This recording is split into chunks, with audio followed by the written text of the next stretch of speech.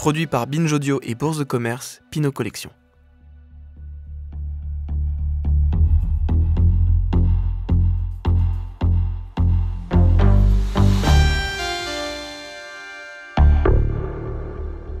Ça a commencé comme ça, Pierre Huyghe.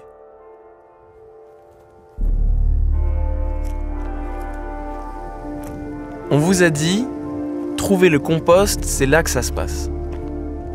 Alors, tout bêtement, vous avez suivi la direction indiquée. Mais au lieu d'une zone de recyclage, vous êtes tombé sur un château. Un beau château baroque du XVIIIe siècle, parfaitement entretenu. En ce mois de juin 2012, la petite ville de Kassel, située au centre de l'Allemagne, accueille comme tous les 5 ans l'un des plus grands événements du monde de l'art contemporain. Un des plus respectés aussi, la Documenta.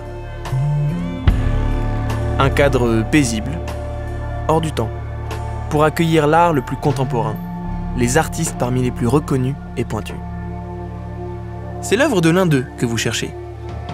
En suivant le canal qui longe ce parc, et dont vous ne voyez décidément pas le bout.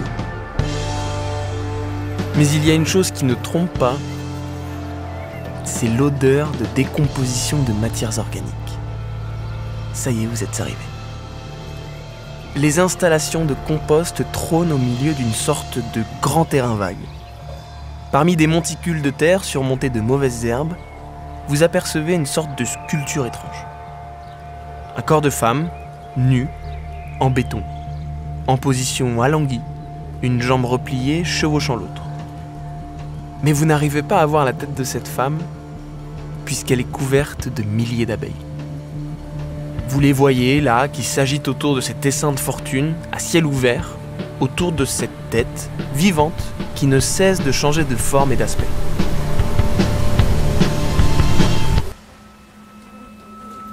Tout à coup, vous sentez une nouvelle présence. Vous vous retournez et découvrez un homme qui s'avance, suivi d'un animal, au corps mince et longiligne. C'est une chienne, et plus particulièrement Ibisenko, une race de chien très maigre qui ressemble un peu au lévrier. Là, c'en est trop. Votre esprit a du mal à admettre ce que vos yeux viennent de découvrir. Son pelage est blanc, d'accord, mais sa patte avant droite, elle, est entièrement peinte en rose. En rose ? Mais pourquoi ? Là, je suis désolé, je ne suis plus. À ce moment-là, vous n'avez qu'une certitude, tout cela n'a ni queue ni tête. Chacun ici mène son existence, et tous ces éléments rassemblés, plantes, gravats, terre, eau ou êtres vivants, n'ont vraiment rien à faire ensemble. Pourtant, vous êtes attirés, aimantés par ce territoire désordonné et ces images incongrues. Vous êtes bien face à une œuvre d'art. Plus particulièrement une installation de Pierre Huyghe intitulée « Untilled », ce qui veut dire « en friche, non cultivé ». Et avec cette installation, l'artiste français frappe un grand coup en proposant une œuvre en pleine nature, intégrant le monde végétal, aquatique ou animal.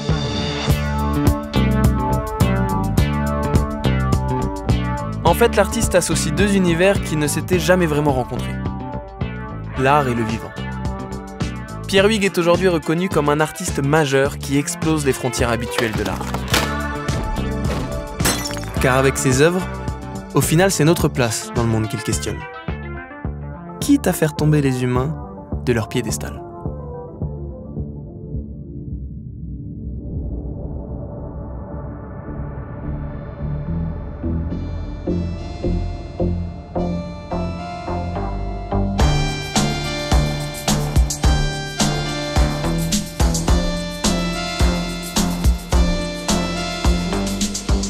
Ce qui m'intéresse, c'est ce moment où les choses se mutent, se transforment. C'est vraiment un moment de formation de quelque chose.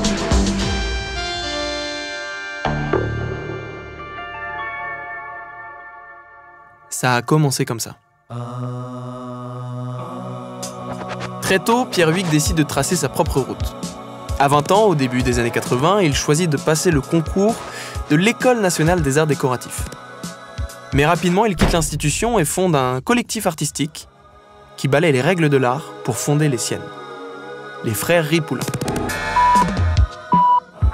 Ce groupe d'artistes marginaux oppose au cadre habituel de l'art une vision plus brouillonne, plus éclatée et expérimentale. Ils peignent notamment sur des affiches placardées sur les murs des villes, dans une ambiance commando qui amuse les journalistes de l'époque. L'opération est périlleuse. Il s'agit de faire vite pour ne pas se faire repérer. Mais aussi, il faut bien étaler la colle pour que ça tienne. Objectif, recouvrir les panneaux publicitaires des quartiers de l'Opéra, de la Madeleine et de la Bourse. Rien que ça. Pierre Huyck s'éloigne de cette bande d'artistes alternatifs, mais sans renoncer à chercher, à apprendre, et toujours en empruntant des chemins de traverse. Il s'initie en autodidacte à de nouvelles pratiques, s'intéresse en particulier au cinéma et à la vidéo.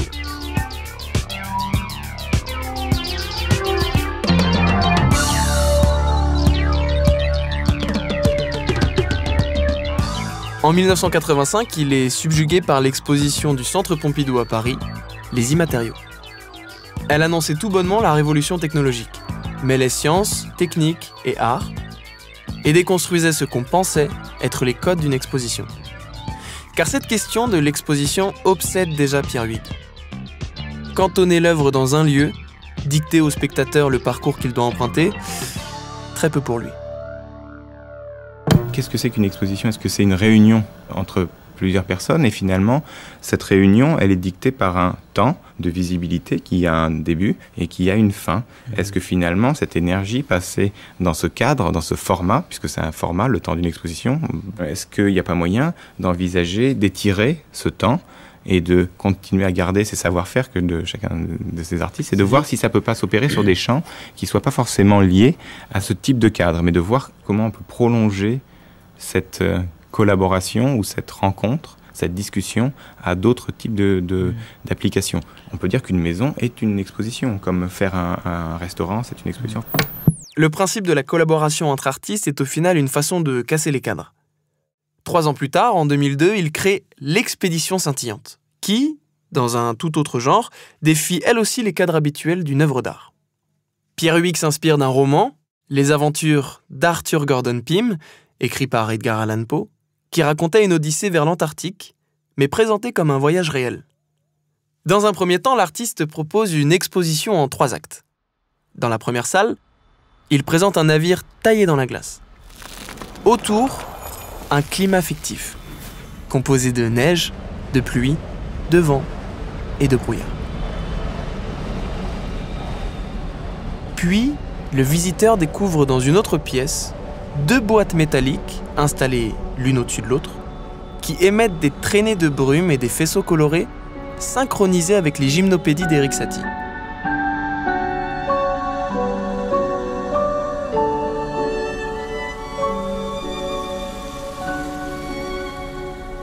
Enfin, l'acte 3. Il met en scène une danseuse sur une patinoire, pas comme les autres. La glace est noire. Et cette installation est un écho à la découverte des glaciers par le héros d'Edgar Allan Poe. Mais ce n'est pas tout. Pierre Huyck entreprend une vraie expédition. À l'hiver 2005, il s'embarque avec 6 autres artistes dans une zone non explorée de l'Antarctique, à la recherche d'une île non cartographiée. Car la fonte de la banquise, due au réchauffement climatique, aurait fait apparaître, apparemment, de nouvelles îles et aurait accéléré la mutation de la faune. Au cours de son voyage, il découvre une île et en convertit la géographie en amplitudes sonores et lumineuses qui donneront naissance à une partition. Elle sera jouée quelques mois plus tard par un orchestre symphonique sur la patinoire de Central Park à New York. Voilà qui, mieux que n'importe quelle démonstration, illustre le monde artistique en expansion de Pierre Huyck.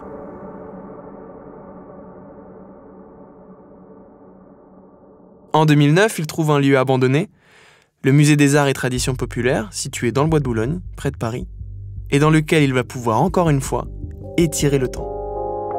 Un musée fantôme.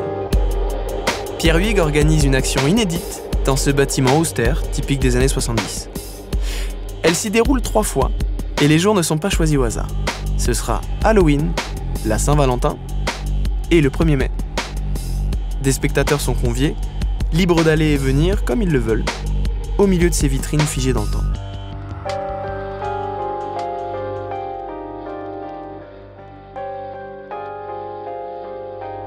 Ils ne sont évidemment pas seuls, bien sûr. Tout le long de la journée, des acteurs y déambulent et jouent toutes sortes de scènes.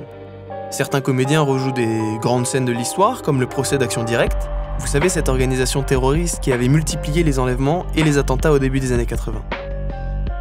D'autres, un peu plus loin, proposent des performances qui peuvent choquer, surprendre, interpeller.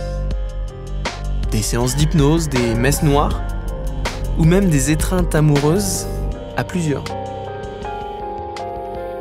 Pour renforcer le trouble, en plus, les acteurs portent sur leur visage des masques en forme de livres ouverts, lumineux. Bref, un univers qui ne ressemble vraiment pas à une exposition, mais plutôt à un grand rêve éveillé. À moins que ce ne soit un cauchemar. Avec 5 caméras, Pierre Huyghe filme tout et réalise une œuvre intitulée The Host and the Cloud. Des histoires, des récits, des interactions qui interpellent le spectateur ou la spectatrice. Chacun vit ses histoires à sa manière, en fonction de sa propre expérience, de ses propres connaissances historiques et culturelles. Ce sera un moment clé dans la carrière de Pierre Huyghe, car l'artiste a créé une expérience collective intense. Un art de situation juxtaposé, un art qui n'est pas figé. Un art aussi où l'incongru, l'étrange, peuvent surgir. Mais pour aller plus loin, repousser les frontières de l'art, éclater les règles qui le régissent, Pierre Huyghe décide d'inclure dans ses œuvres des êtres vivants. Imaginez-vous dans une galerie au mur blanc, dans laquelle vous évoluez librement. Vous avez pu y entrer très facilement en donnant votre nom à un portier qui l'a scandé dans l'espace. Mais rien ne semble exposé. Les pièces semblent même vides. En réalité, le monde animal vous entoure, sans même que vous vous en rendiez compte.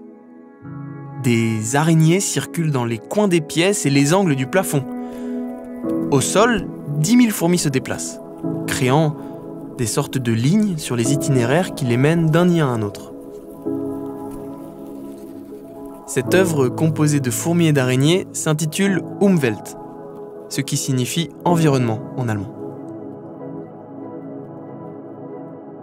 En 2014, Pierre Huyghe présente une œuvre filmique intitulée Human Mask. Il s'inspire d'une vidéo de 2008, tournée au Japon, qui montrait un singe faire le service dans un restaurant. L'animal, accoutré d'une robe de petite fille, amenait boissons et plats à des clients très amusés. 6 ans plus tard, dans la vidéo de Pierre Huyghe, le contexte a bien changé. Nous sommes toujours au Japon, mais en 2014.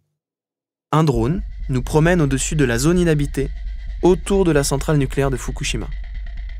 Cette fameuse zone évacuée après le raz-de-marée qui a causé une fuite radioactive majeure. C'était en 2011. Au bord d'une route déserte, une ville fantôme.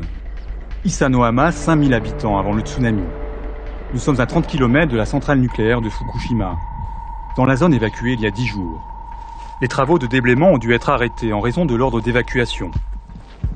Le train est à l'arrêt, comme figé dans le paysage. Depuis le pont qui surplombe la ville, toujours le même désert, le même silence.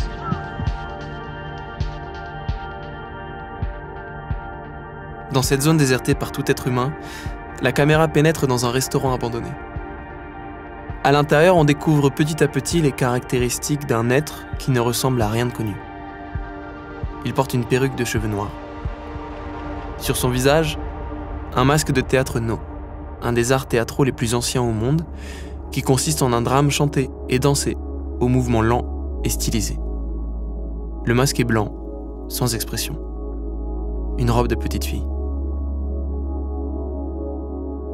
Et puis, enfin, lorsque l'on voit ses membres, on comprend qu'il s'agit d'un singe. Un singe seul, désœuvré. Par moments, il contemple une grande fresque au mur, le dessin d'une forêt. Le spectateur ne sait plus s'il regarde un humain, un animal ou un être hors de toute classification. Il est troublé aussi par le contexte post-apocalyptique, par cette amère sensation dérangeante d'avoir quitté le monde connu.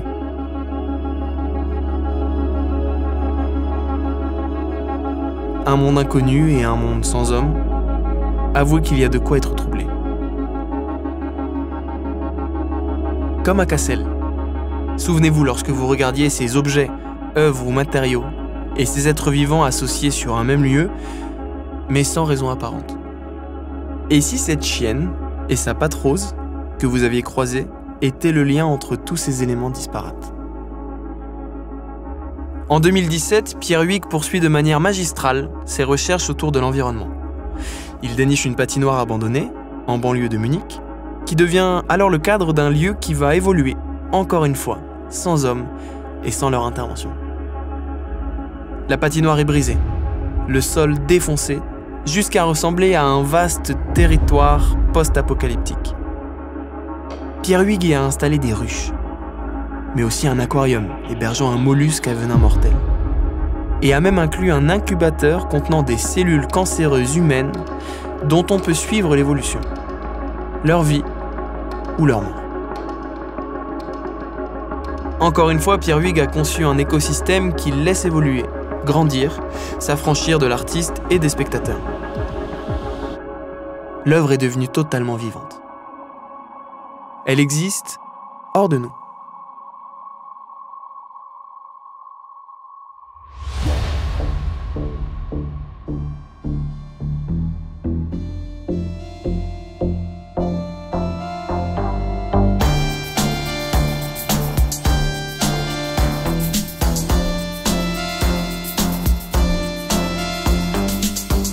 Ça a commencé comme ça est un podcast Binge Audio, Bourse de commerce Pinot Collection, écrit par Caroline Alazi, raconté par moi-même, Panayotis Pasco, et réalisé par Solène Moulin, Maxime Singer.